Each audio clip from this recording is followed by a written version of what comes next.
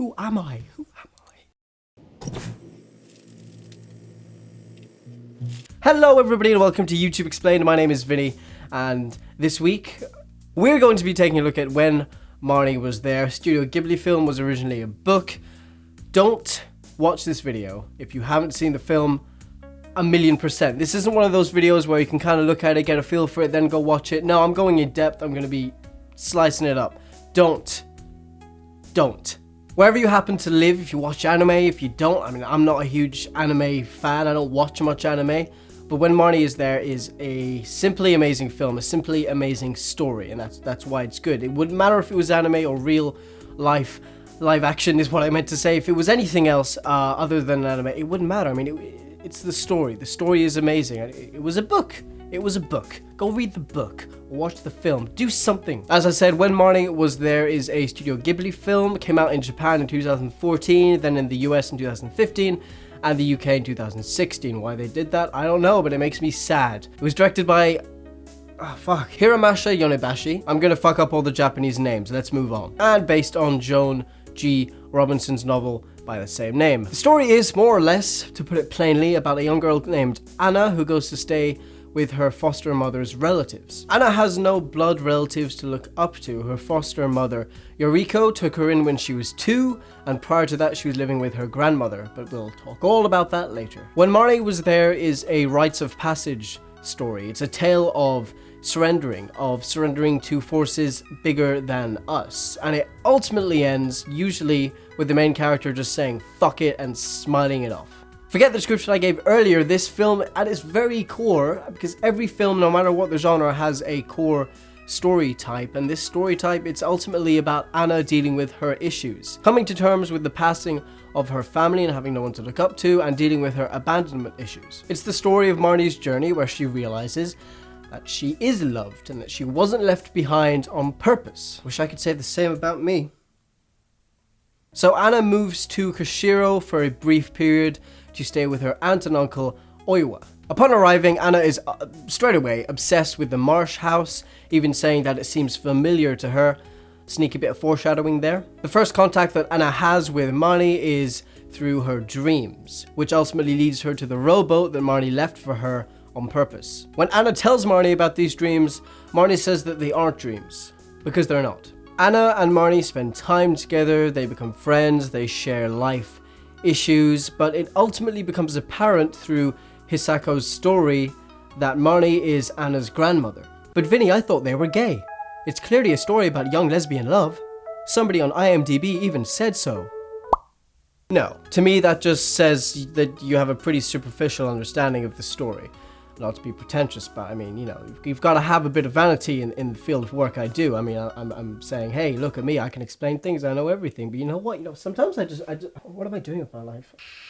This is a story of childhood. This is a story of a young girl who's 12 years old, by the way, who feels unloved and is dealing with issues. And her grandmother who blames herself for leaving her granddaughter behind. I do have to admit that upon my first viewing, I did think, maybe. But it's clearly the love shared between family members, especially those as close as these two. I mean, if you took Marnie and replaced her with the older version of Marnie, it would make complete sense. Nobody would think anything weird was going on then, would they? It would be weird to sexualize girls so young. I mean, I've heard people say that maybe the writer was inferring it, but he couldn't actually write about it at the time because it was looked down upon.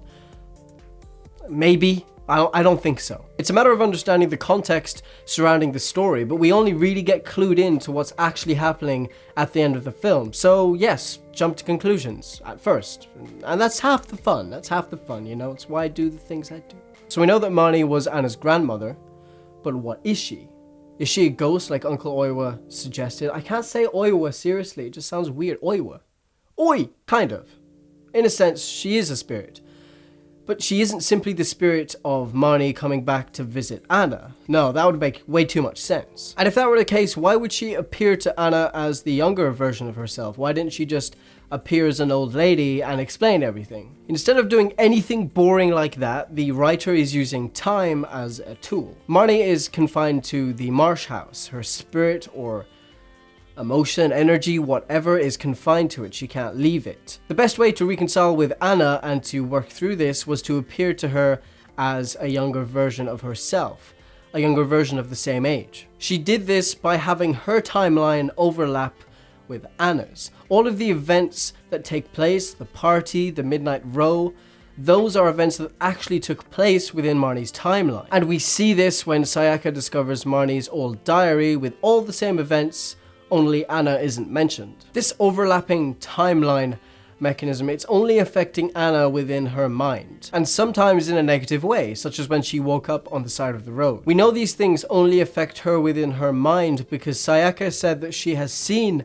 Anna outside of the Marsh house many times, presumably when she was in her state, in her dream state, when she was interacting with Marnie. Otherwise, she would have noticed that the Marsh house was undergoing renovations. This is why Marnie tells Anna that their meetings must remain a secret. These timelines shouldn't be overlapping. If she tells anyone else, the illusion will be broken. The past and the present simply cannot exist at the same time, except within Anna's head. It's a sort of spiritual overlapping of timelines, if that makes any sense. If she brought that out of the spiritual world into the real world, it would collapse. It just can't be. And this is what happens during Marnie and Anna's second meeting. Marnie asks Anna about living with the Iowas, but Anna can't remember them. When she finally remembers them, Anna ceases to exist within Marnie's timeline. When she opens her eyes, Marnie is gone. When Marnie returns, she tells Anna that she just simply disappeared out of nowhere. She disappeared because she was thinking about the present, which conflicted with where she was at that moment within Marnie's timeline. And again, Anna waking up by the side of the road, for example, that is a result of her traveling back in time to Marnie's timeline. Now, when I say this, I don't mean physically going back in time, I mean spiritually within her own mind. And this scene shows just that. Sayaka sees Anna as she's taking Marnie to the silo. Marnie is standing right next to her. As soon as Anna sees Sayaka, Marnie disappears. Later on, she catches up with her, but Marnie thinks that Anna is Kazaiko, the other dude, you know, the family friend. We don't really know much about him. He looks cool. And this whole silo scene is Marnie and Anna's timeline colliding and not exactly working as it was before. Marnie thinks that Anna is somebody else, and she disappears, leaving her all alone. And this is the timeline breaking down. This is something that cannot exist, as I said. It's just a result of the timelines breaking down and this whole illusion not quite working as it once did. In essence, Marnie's soul, if you will, resides within the Marsh house. And when Anna returns to the place where she once lived when she was an infant, that triggers a response from her, and that response is Marnie. Is she actually interacting with the spirit of her grandmother, or is it one big fabrication within her mind? Well, you think it would be quite hard to fabricate events that actually happened decades earlier within your own mind. But then again, there is a scene where Marnie tells Anna these stories, but she was only 2 years old. So you could make the argument that she was drawing from these stories that she had subconsciously stored in her mind when she was young, and it's all a big fabrication just for her to deal with her issues.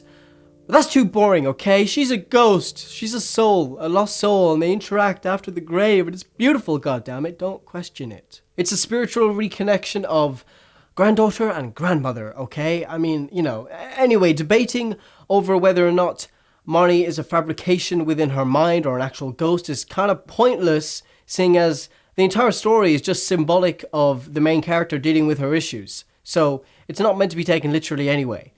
Or is it? I don't know. Now for the ending of the story. The little bow on top. The resolution to Anna's problems. But first we need some context within Marnie's story. She was neglected by her rich parents, bullied by the housemaids. Marnie lived somewhat of a lonely childhood, but she absolutely adored the house and the area she lived in. As she grew older, she married her childhood friend, Kazuhiko. They had a child together named Emily. But by the time Emily was ready to go to elementary school, Marnie's husband died. She was left completely incapable of looking after Emily by herself. She was sent to a sanatorium to deal with the shock of losing him. And Emily never forgave her for that. She never forgave her for leaving her behind. She never saw her as a mother.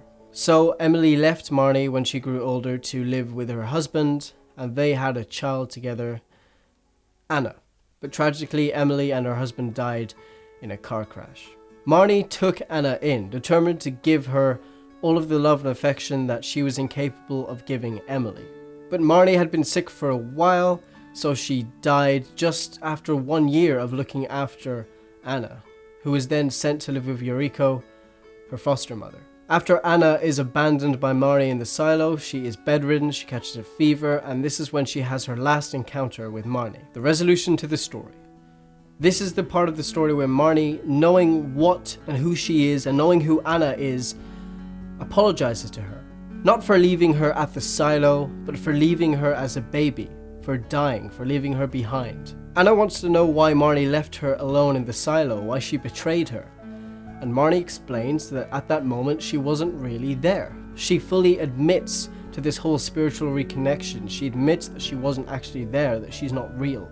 Anna being abandoned by Marnie at the silo is simply symbolic of Anna being abandoned by Marnie when she died. So this scene is the resolution to that. It's the resolution to all of Anna and Marnie's problems. Marnie asks Anna, begs Anna to forgive her. And Marnie says goodbye. Marnie never got to say goodbye to her daughter Emily. And Emily resented her for abandoning her as a child. She doesn't want to make that mistake again, which is what makes this scene that much more important. Anna forgives her, says that she loves her, but she'll never forget her. When you think about the context and what's actually happening and what these words actually mean between these two people that were torn apart, it's beautiful. It's just beautiful. And it's at this point in the film where I break down like a little bitch. I mean, even just thinking about it, man. Even just thinking about it, it's beautiful. As I said, this is the resolution to the story. The whole scene goes from thunderous, dark clouds, very dark atmosphere, to a bright, sunny day, symbolizing the whole story pretty much. Anna going from dark to light, going from troubled, going from angry, bitter, to happy, to social. Marnie finally says goodbye to Anna and apologizes to her.